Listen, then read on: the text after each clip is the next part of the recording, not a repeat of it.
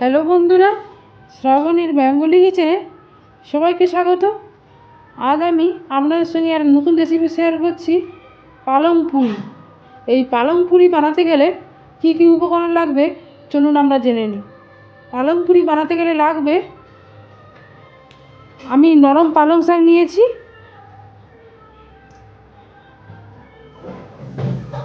ময়দা 300 গ্রাম নিয়েছি,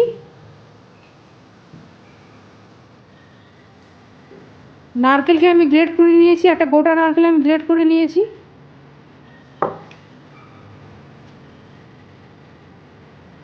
লবণ নিয়েছি, আদা নিয়েছি, চিনি নিয়েছি আর রিফাইন অয়েল নিয়েছি। একদম প্রথমে কি করব, একটু লবণ দিয়ে পালং শাকটাকে সেদ্ধ করে নেব। কড়াই বসিয়ে দিয়েছি, এবার আমি পালং শাকটা দিয়ে দিলাম।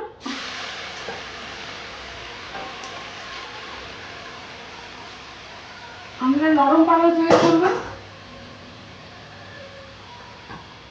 আর হাফ চামচ লবণ দিলাম। এই পালং শাক থেকে যে জলটা বেরোবে, এই জলেই পালং শাকটা সেদ্ধ হয়ে যাবে।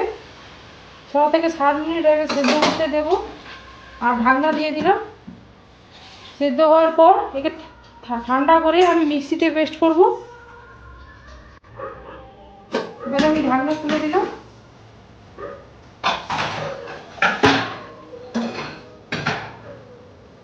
পালং শাকটা সেদ্ধ হয়ে গেছে। আমি ছিদ্রযুক্ত বাটি নিয়েছি, বাটির মধ্যে আমি পালং শাকে একটু জল বেরিয়েছে, জলটা আমি ছেঁকে নেব। পালং শাকে ঠান্ডা হলে আমি মিক্সিতে পেস্ট করে তারপর আমি দেখাচ্ছি। ততক্ষণে আমি নারকেলটা ভেজে নেব।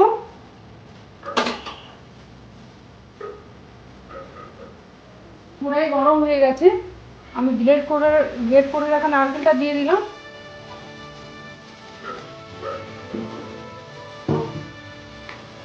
আদা কুচিটা দিয়ে দিলাম।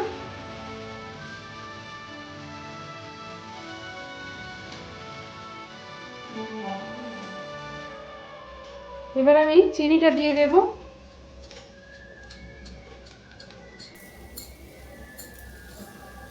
চিনিটা দিয়ে দিলাম, দিয়ে এটাকে ভাজতে থাকবো। গ্যাসের ফ্লেমটাকে মিডিয়ামে রাখবো, 7 থেকে 8 মিনিট এটাকে ভাজবো।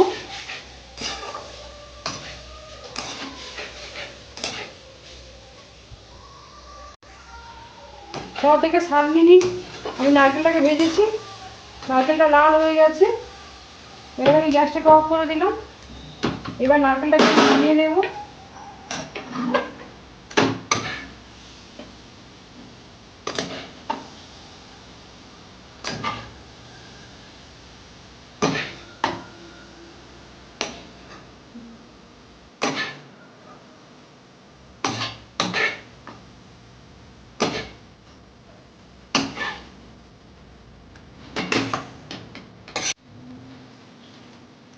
লেচি কাটা হয়ে গেছে।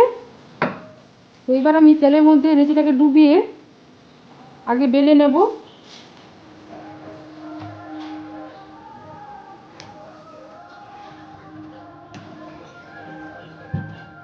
একটু পাতলা করে বেলে নেব, দিয়ে নারকেলটাকে একটু লম্বালম্বিভাবে দিয়ে দেব।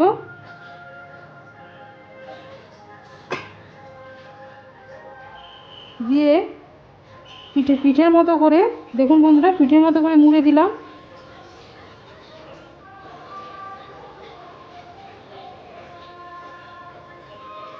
মুখটা চেপে দিলাম, দিয়ে মুখটা চেপে দিচ্ছি।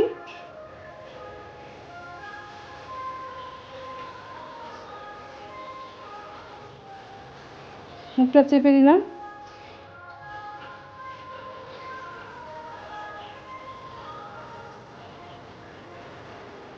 একটা হয়ে গেছে, আর একটা করে দেখাচ্ছি। তেলের মধ্যে ডুবিয়ে দিলাম, দিয়ে বেলে নেব।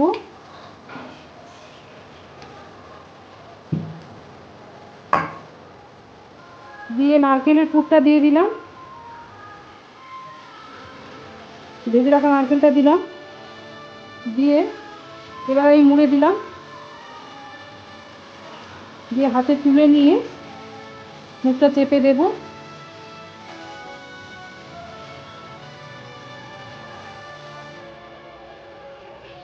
মুখটা চেপে দেব।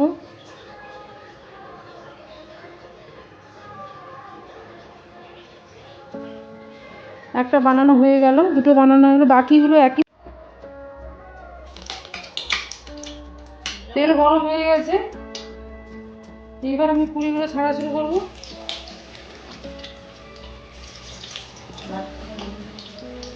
গ্যাসের ফ্লেমটাকে মিডিয়ামে রাখবো, আস্তে আস্তে করে ভাজতে হবে, বেশি হাই ফ্লেমে রাখলে ছুঁয়ে যেতে পারে।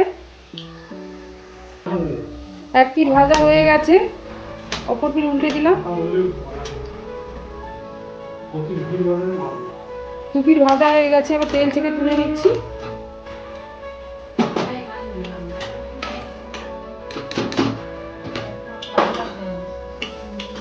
আবার আমি ছেড়ে দিলাম, একটা ব্যাচ হয়ে গেল, আর একটা ব্যাচ ছেড়ে দিলাম। এক পিঠ ভাজা হলে অপর পিঠ উল্টে দেবো, একই প্রসেসে ভাজবো।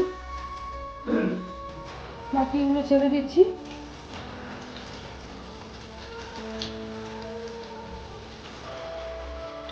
এক পিঠ ভাজা হলে অপর পিঠ উল্টে দেবো, তারপর তেল থেকে তুলে নেব।